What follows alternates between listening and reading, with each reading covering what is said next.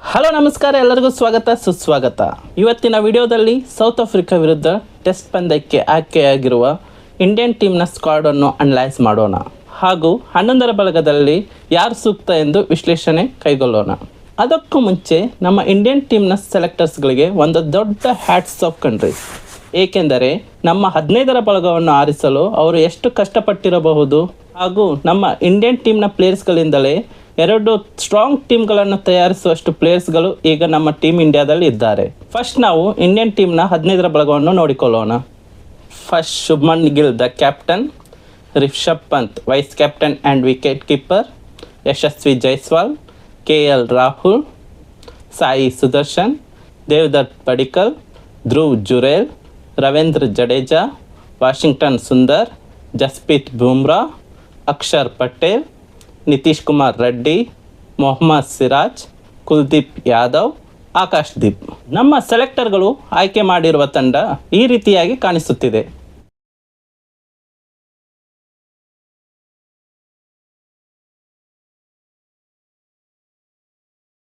ಈಗ ನಾವು ಈ 15 ಜನರಲ್ಲಿ 11ರ ಬಳಗದಲ್ಲಿ ಆಡಬಲ್ಲ ಸಂಭವವಿರುವ ಆಟಗಾರರನ್ನು ಒಬ್ಬೊಬ್ಬರಾಗಿ ಆಯ್ಕೆ ಮಾಡುತ್ತಾ ಹೋಗೋಣ. ಮೊದಲಿಗೆ ಟಾಪ್ 1 to 3 ಬ್ಯಾಟ್ಸ್ಮನ್ಗಳನ್ನು ನೋಡೋಣ. ಓಪನರ್ಸ್ ಆಗಿ ಮೊದಲಿಗೆ ಎಲ್ಲರಿಗೂ ಗೊತ್ತಿರುವ ಹಾಗೆ ಯಶಸ್ವಿ ಜೈಸ್ವಾಲ್ ಹಾಗೂ KL ರಾಹುಲ್ ಕಣಕ್ಕಿಳಿಯಲಿದ್ದಾರೆ. ಹಾಗೂ ಇವರಿಬ್ಬರ ಓಪನಿಂಗ್ ಫೇರ್ ತುಂಬಾ ದೊಡ್ಡದಾಗಿ 2 ಸೀರೀಸ್ಗಳಿಂದ ಸೌಂಡ್ ಮಾಡಿದ್ದು, ಈಗ ಸೌತ್ ಆಫ್ರಿಕಾ ವಿರುದ್ಧ ಕೂಡ ಹಾಗೆ ಸೌಂಡ್ ಮಾಡಬೇಕೆಂದು ಆಶಿಸೋಣ. ಹಾಗೂ ಇವರಿಬ್ಬರೂ ಒಳ್ಳೆಯ ಫಾರ್ಮ್ನಲ್ಲಿ ಇದ್ದಾರೆ. ಇನ್ನು 3ನೇ ಕ್ರಮಾಂಕಕ್ಕೆ ಬಂದರೆ ಮತ್ತೆ ಪುನಃ ಸಾಯಿ ಸುದರ್ಶನ್ ಅವರಿಗೆ ಅವಕಾಶ ನೀಡುವ ಸಾಧ್ಯತೆ ಇದೆ. ಇವರಿಗೆ ಸಿಕ್ಕಂಥ ಅವಕಾಶಗಳನ್ನು ಅಷ್ಟೊಂದು ಚೆನ್ನಾಗಿ ವಿನಿಯೋಗಿಸಿಕೊಂಡಿಲ್ಲವಾದರೂ ಆಗಾಗ ಕೆಲವೊಂದು ಒಳ್ಳೆಯ ಇನ್ನಿಂಗ್ಸ್ಗಳನ್ನು ಆಡಿದ್ದಾರೆ. ಆದರೆ ಈ ಸಲ ಕೂಡ ಅವರು ಈ ಅವಕಾಶವನ್ನು ಉಪಯೋಗಿಸಿಕೊಂಡಿಲ್ಲವಾದರೆ ಇನ್ನು ಚಾನ್ಸ್ ಸಲುವಾಗಿ ಋತುರಾಜ್ ಗಾಯಕ್ವಾಡ್, ಸರ್ಫರಾಜ್ ಖಾನ್ ಅವರು ನಿರೀಕ್ಷೆಯಲ್ಲಿದ್ದಾರೆ. ಹಾಗೂ ಅವರು ಡೊಮೆಸ್ಟಿಕ್ ಸೀಸನ್ನಲ್ಲಿ ಚೆನ್ನಾಗಿ ಪರ್ಫಾರ್ಮೆನ್ಸ್ ಕೂಡ ನೀಡುತ್ತಾ ಬಂದಿದ್ದಾರೆ. 4ನೇ ಕ್ರಮಾಂಕಕ್ಕೆ ಬಂದರೆ ನಮ್ಮ ಪ್ರಿನ್ಸ್ ಕ್ಯಾಪ್ಟನ್ ಶುಭ್ಮನ್ ಗಿಲ್ ಅವರು ಇದ್ದಾರೆ. ಇವರು ಕೂಡ ಒಳ್ಳೆಯ ಫಾರ್ಮ್ನಲ್ಲಿದ್ದು ಕ್ಯಾಪ್ಟನ್ ಆಗಿ ನೇಮಿಸಿದಾಗಿನಿಂದ ಇನ್ನೂ ಒಳ್ಳೆಯ ಪರ್ಫಾರ್ಮೆನ್ಸ್ ಅನ್ನು ನೀಡುತ್ತಾ ಬಂದಿದ್ದಾರೆ. ಹಾಗೂ ಅವರಿಗೆ ಟೆಸ್ಟ್ ಕ್ಯಾಪ್ಟನ್ಶಿಪ್ ಸಿಕ್ಕಾಗ ಅವರ ಮುಂದೆ ಅನೇಕ ಸವಾಲುಗಳು ಇದ್ದವು. ಆದರೆ ಅವರು ಪ್ರತಿಯೊಂದು ಸವಾಲನ್ನು ಒಂದು ಚಾಲೆಂಜ್ ಆಗಿ ಪರಿಗಣಿಸಿ ಪ್ರತಿಯೊಂದನ್ನು ನಿಭಾಯಿಸಿದರು. ಮತ್ತು MS ಧೋನಿ, ವಿರಾಟ್ ಕೊಹ್ಲಿ, ರೋಹಿತ್ ಶರ್ಮಾ ಅವರ ನಂತರ ಅವರ ಲೀಗಸಿ ಕಂಟಿನ್ಯೂ ಮಾಡಬಲ್ಲ ಒಬ್ಬ ಸೂಕ್ತ ನಾಯಕ ಎಂದು ಭರವಸೆ ಮೂಡಿಸಿದ್ದಾರೆ. 5ನೇ ಕ್ರಮಾಂಕದಲ್ಲಿ ವಿಕೆಟ್ ಕೀಪರ್ ಬ್ಯಾಟ್ಸ್ಮನ್ ಆಗಿ ನಮ್ಮ ರಿಷಬ್ ಪಂತ್ ಅವರು ಕಂಬ್ಯಾಕ್ ಮಾಡುತ್ತಾ ಇದ್ದಾರೆ. ಅವರು ಇಂಗ್ಲೆಂಡ್ ವಿರುದ್ಧದ ಸರಣಿಯಲ್ಲಿ ಇಂಜುರಿಯಾಗಿ 4-5 ತಿಂಗಳುಗಳ ನಂತರ ಪುನಃ ತಂಡಕ್ಕೆ ಕಂಬ್ಯಾಕ್ ಮಾಡುತ್ತಾ ಇದ್ದು ಎಲ್ಲರ ಕಣ್ಣು ಅವರ ಮೇಲೆ ಇರುತ್ತೆ. ಹಾಗೂ ಅವರು ಡೊಮೆಸ್ಟಿಕ್ ಕ್ರಿಕೆಟ್ನಲ್ಲಿ ಒಳ್ಳೆಯ ಪರ್ಫಾರ್ಮೆನ್ಸನ್ನು ಕೊಟ್ಟು ಬರುತ್ತಾ ಇದ್ದಾರೆ. 6ನೇ ಕ್ರಮಾಂಕದಲ್ಲಿ ಆಲ್ರೌಂಡರ್ ಆಗಿ ರವೀಂದ್ರ ಜಡೇಜಾ ಅವರು ಬರುತ್ತಾರೆ. ಅವರು ಬ್ಯಾಟಿಂಗ್ನಲ್ಲಿಯೂ ಹಾಗೂ ಬೌಲಿಂಗ್ನಲ್ಲಿಯೂ ಮತ್ತು ಫೀಲ್ಡಿಂಗ್ನಲ್ಲಿಯೂ ತಮ್ಮ ಸಾಮರ್ಥ್ಯವನ್ನು ತೋರಿಸುವ ಸಾಮರ್ಥ್ಯವನ್ನು ಹೊಂದಿದ್ದಾರೆ. 7ನೇ ಕ್ರಮಾಂಕದಲ್ಲಿ ಧ್ರುವ್ ಜುರೇಲ್ ಅವರು ಬ್ಯಾಟರ್ ಆಗಿ ಕಣಕ್ಕೆ ಇಳಿಯಲಿದ್ದಾರೆ.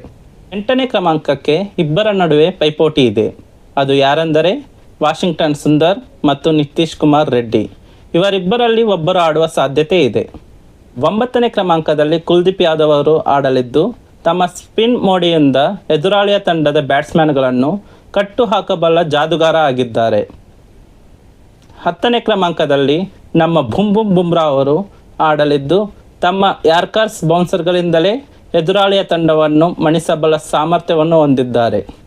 11ನೇ ಕ್ರಮಾಂಕದಲ್ಲಿ ಮೊಹಮ್ಮದ್ ಸಿರಾಜ್ ಅವರು ಆಟವಾಡಲಿದ್ದು ಅವರು ತಮ್ಮದೇ ಅಗ್ರೆಸಿವ್ನೆಸ್ ಮತ್ತು ಸ್ಪೀಡ್ ಬೌಲಿಂಗ್ನಿಂದ ಎದುರಾಳಿ ತಂಡವನ್ನು ಎದುರಿಸಲು ಸಿದ್ಧರಾಗಿದ್ದಾರೆ. ನಮ್ಮ 11ರ ಬಳಗ ಈ ರೀತಿಯಾಗಿ ಕಾಣಿಸುತ್ತಿದೆ. KL ರಾಹುಲ್, ಯಶಸ್ವಿ ಜೈಸ್ವಾಲ್, ಸಾಯಿ ಸುದರ್ಶನ್, ಶುಭ್ಮನ್ ಗಿಲ್ ಕ್ಯಾಪ್ಟನ್, ರಿಷಬ್ ಪಂತ್, ಧ್ರುವ್ ಜುರೇಲ್, ರವೀಂದ್ರ ಜಡೇಜಾ, ವಾಷಿಂಗ್ಟನ್ ಸುಂದರ್, ಕುಲ್ದೀಪ್ ಯಾದವ್, ಜಸ್ಪ್ರೀತ್ ಬುಮ್ರಾ, ಮೊಹಮ್ಮದ್ ಸಿರಾಜ್.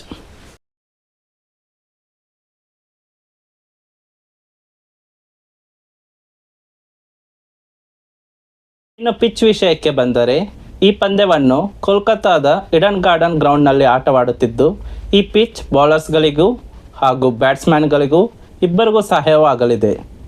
ಮೊದಲ 3 ದಿನಗಳು ಬ್ಯಾಟ್ಸ್ಮನ್ಗಳು ವಿಜೃಂಭಿಸಲಿದ್ದು ನಂತರ ಬೌಲರ್ಸ್ಗಳು ತಮ್ಮ ಪ್ರತಿಭೆಯನ್ನು ತೋರಿಸಲಿದ್ದಾರೆ. ಅಂತೂ ನಮಗೆ ಒಂದು ಒಳ್ಳೆಯ ಮ್ಯಾಚ್ ನೋಡಲು ಸಿಗುತ್ತದೆ. ಈ ವಿಡಿಯೋ ನಿಮಗೆ ಇಷ್ಟವಾದಲ್ಲಿ ಲೈಕ್ ಮಾಡಿ, ಸಬ್ಸ್ಕ್ರೈಬ್ ಮಾಡಿ ಮತ್ತು ಇಂತಹ ಇನ್ನಷ್ಟು ವಿಡಿಯೋಗಳಿಗೆ ಬೆಲ್ ಐಕಾನನ್ನು ಒತ್ತಿ ಹಾಗೂ ನಿಮ್ಮ ಪ್ಲೇಯಿಂಗ್ 11 ಏನಂತ ನನಗೆ ಕಮೆಂಟ್ ಮಾಡಿ.